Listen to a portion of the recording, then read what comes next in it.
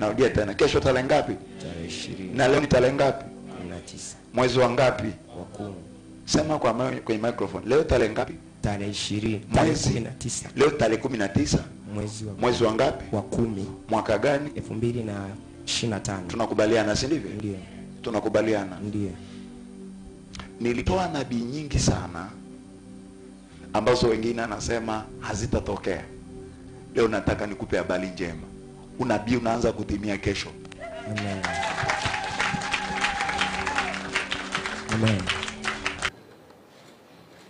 Hongera sana. Hongera sana. Na ukabidhi milioni hizi.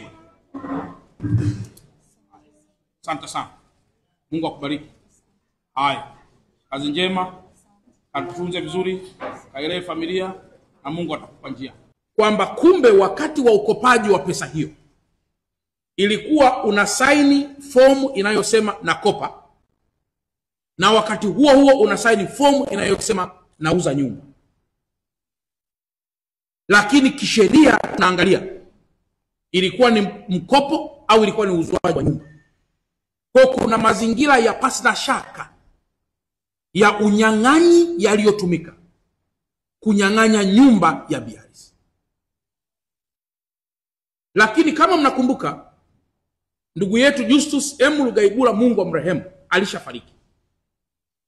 Na kwa mantiki hiyo msimamizi wa mirathi kwa sasa anaitwa Bi Alice Nyamwiza Pasco Haule, msimamizi wa mirathi.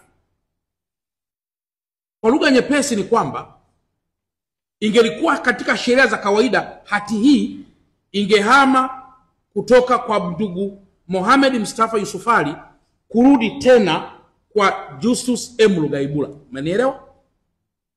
Lakini kwa sababu Lugaibula amefariki, hati inarudi kwenye jina la msimamizi wa mirathi.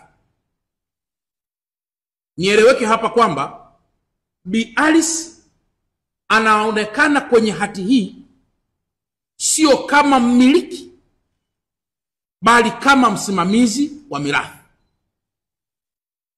Inaweza ikatokea mzee Justus Lugaibula marehemu inaweza kutokea kuwa alikuwa na watoto kwa mama Alice. Narudia tena, kesho tarehe ngapi? Tarehe 20. Na leo ni tarehe ngapi? 19. Mwezi wa ngapi? Wa 10. Sema kwenye microphone. Leo tarehe ngapi? Tarehe 20. Mwezi 19. Leo tarehe 19. Mwezi wa ngapi? Wa 10. Mwaka gani? 2025. Tunakubaliana, si ndivyo? Ndio. Tunakubaliana. Ndio. Nilitoa nabii nyingi sana ambazo wengine anasema hazitatokea. Leo nataka nikupe habari njema. Unabii unaanza kutimia.